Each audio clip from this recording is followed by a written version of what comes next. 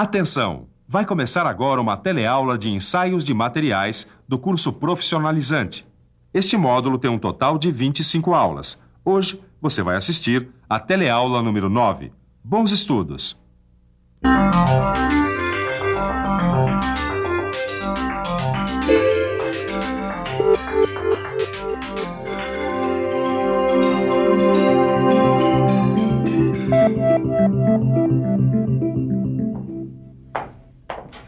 Ô, Ananias. Ô, Roberto. Olha aqui o paralama que você me encomendou. Que beleza, hein? Parece que ele tá perfeitinho. Pois é, mas é peça original e a fábrica garante. É a fábrica e o ensaio de embutimento. Que? Ensaio de embutimento. Preste atenção porque este é o assunto da nossa teleaula de hoje. Na teleaula de hoje, você vai ver a importância da ductilidade na estampagem. Vai conhecer o ensaio de embutimento e vai conhecer o ensaio Eriksen e o ensaio Olsen, que são dois métodos de ensaio de embutimento. Mas, Ananias, como é que você tem tanta certeza de que esse paralama passou por esse tal de ensaio de embutimento? Não, esse paralama não, mas o material de que ele é feito sim. Porque o ensaio de embutimento ele é muito usado quando a gente fala em estampagem de chapas, que é como foi fabricado esse paralama. E quando a gente fala em aprender coisas novas, o jeito é conversar aqui com a Ananias ou ficar de olho na teleaula. O que aconteceu aí, Edgar? Eu achei que essa peça estava solta, agora que eu tô vendo que ela tá trincando, ó. Nossa, mas eu pensei que essa peça estivesse perfeita. Eu também, mas eu acho que ela trincou na estampagem, viu? Estampagem? É. Estampagem é aquele processo de fabricação usado na fabricação de panelas e de lataria de automóveis.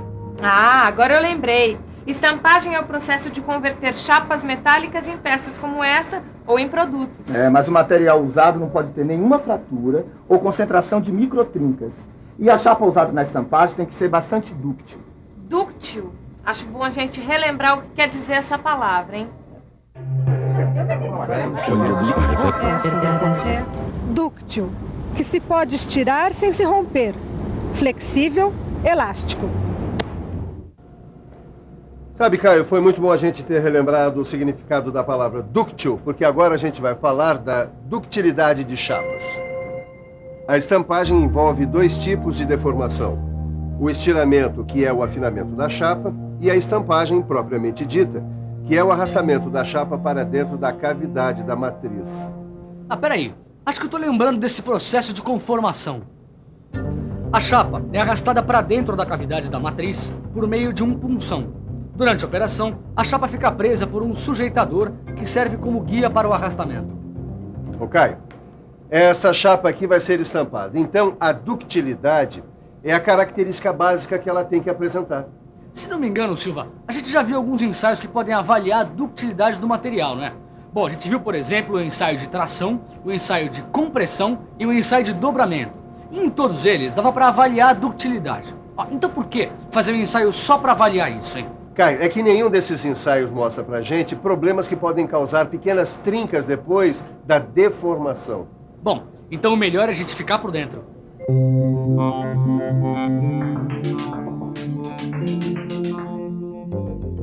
A estrutura de uma chapa não é totalmente uniforme. Pequenas diferenças podem não afetar o resultado de ductilidade conseguido no ensaio de tração. Mas na estampagem, a chapa pode apresentar pequenas trincas por causa dessas diferenças. Além de trincada, a peça pode ficar com enrugamento, distorção e com textura superficial rugosa, como uma laranja. Tudo por causa da matéria-prima utilizada. Imagina só, Ananias, uma indústria que fabrica um monte de paralama desse aqui e só então descobre que o material não era adequado à estamparia. Pois é, para evitar surpresas desagradáveis como essa, é que existe o ensaio de embutimento. O ensaio de embutimento foi criado para que não se descubra que a chapa é inadequada só depois da produção da peça. Ele reproduz em condições controladas a estampagem de uma cavidade previamente estabelecida. Nos ensaios de embutimento, o material é deformado quase nas mesmas condições que as obtidas durante a produção, só que em condições controladas para minimizar a variação dos resultados. Uma chapa como essa pode ter a sua capacidade de estampagem avaliada através de alguns ensaios de embutimento. Os mais conhecidos são o Eriksen e o Olsen, que a gente vai conhecer daqui a pouco. Sim, mas quer dizer que fazendo esses ensaios não tem erro? Não, não é bem assim. é que esses ensaios eles são só qualitativos, quer dizer, eles dão apenas uma ideia de como o material vai se comportar durante o processo de fabricação. Tá. Ananias, a gente falou, mas o que eu queria mesmo é ver como é que funciona esse tal de ensaio de embutimento. É fácil. É só ficar de olho no ensaio.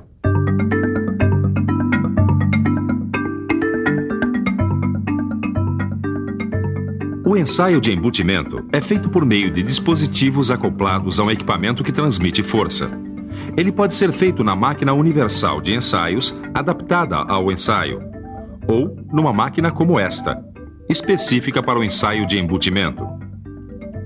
A chapa que vai ser ensaiada é fixada entre uma matriz e um anel de fixação, para que o material não deslize para dentro da matriz. Depois de fixada, um punção aplica uma carga que força a chapa a se abaular até que a ruptura aconteça. Um relógio medidor fornece a medida da penetração do punção na chapa. O resultado do ensaio é a medida da profundidade do copo formado pelo punção no momento da ruptura. E examinando a superfície da chapa, dá para analisar se ela é perfeita ou se tornou rugosa. Entendeu agora, Neuza, a importância desses ensaios? Claro. Assim como a gente treina com o kart lá na pista para conhecer melhor o comportamento dele em condições de corrida, o ensaio é um treinamento para conhecer melhor o comportamento da chapa durante a estampagem. Agora a gente vai ter que escolher um material para estampar a peça do nosso kart, né? É um material que não apresente trincas. Um material que tenha passado pelos ensaios Eriksen ou Olsen. Muito bem, seu Caio. Agora que a gente já falou um pouco sobre a ductilidade e já viu o ensaio de embutimento, então a gente pode falar sobre o ensaio Eriksen. Aqui nessa representação dá para ver que no ensaio de embutimento Eriksen, o punção tem cabeça esférica de 20 milímetros de diâmetro e a carga aplicada no anel de fixação que prende a chapa é de mais ou menos 1000 kg-força. O atrito entre o punção e a chapa pode afetar o resultado do ensaio? Pode. Agora adivinha como é que se resolve isso? Vamos pensar um pouco? Vamos pensar um pouco. Deixa eu ver. Para que o atrito entre o punção e a chapa não interfira no resultado do ensaio, o punção deve ser lubrificado com vaselina ou graxa grafitada, de composição determinada em norma técnica, para que o nível de lubrificação seja sempre o mesmo. Aí, ó. Olha aqui. Eu quero que você veja uma coisa. Dá pra gente acompanhar o momento em que acontece a ruptura a olho nu ou pelo estalo característico de ruptura. Se a máquina for dotada de um dinamômetro como este, que mede a força aplicada, dá para determinar o final do ensaio pela queda brusca da carga que ocorre no momento da ruptura. Ah, Caio. Isso daqui também é muito importante, porque esta representação mostra pra gente a altura do copo, que é o índice Eriksen de embutimento. Caio, existem diversas especificações de chapas para conformação a frio que estabelecem um valor mínimo para o índice Eriksen de acordo com a espessura ou o tipo de estampagem para a qual a chapa foi produzida. É porque a estampagem pode ser média, profunda ou extra profunda, não é isso? É isso aí, garoto, tá ligado, hein? Vamos então agora conhecer o ensaio Olsen.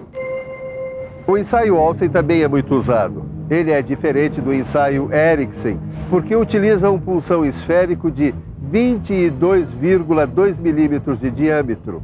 E os corpos de prova são discos de 76 milímetros de diâmetro. E por que o ensaio se chama Olsen? Porque Olsen descobriu que duas chapas semelhantes, como essas daqui, que apresentam a mesma medida de copo quando ensaiadas, elas precisavam de cargas diferentes para serem deformadas. Ué, mas elas são quase iguais. Pois eu posso garantir para você, Caio, que mesmo com tanta semelhança, muitas vezes uma chapa dessas pode precisar do dobro da carga aplicada na outra para conseguir o mesmo resultado. Tá, e como é que se resolve isso? É fácil. É só medir o valor da carga no momento da trinca e dar preferência à chapa que se deforma sob a ação da menor carga. Olha, Edgar, a necessidade de medir o valor da carga no instante da trinca eu entendi. Mas essa história De dar preferência à chapa que se deforma sob a ação de menor carga é meio confusa, não? Não devia ser o contrário? Não, Neuza. A chapa que se deforma com a menor carga é escolhida porque não danifica o equipamento de prensagem. Por exemplo, entre um motor que gasta mais combustível e um outro que gasta menos combustível, sendo que os dois têm o mesmo rendimento, qual que você escolhe? O mais econômico, claro. Exatamente. A economia da chapa está exatamente em não danificar e não sobrecarregar o equipamento de prensagem. Tá certo. Edgar, a borda do nosso kart já está bem presa, a gente já conheceu bem o ensaio de embutimento. O que é que está faltando? Bom, agora está faltando a revisão. E atenção, se liga aí que é hora da revisão. Na teleaula de hoje, você viu a importância da ductilidade na estampagem de chapas. Viu como é feito o ensaio de embutimento. Conheceu o ensaio de Eriksen. E, finalmente, conheceu o ensaio Olsen. Você percebeu que o ensaio de embutimento Eriksen não leva em consideração a carga de ruptura e que o ensaio Olsen leva? Se não percebeu, ainda é tempo. Pegue o seu livro de estudos, dê uma boa olhada e resolva os exercícios. Bons estudos e até a nossa próxima teleaula. Tchau!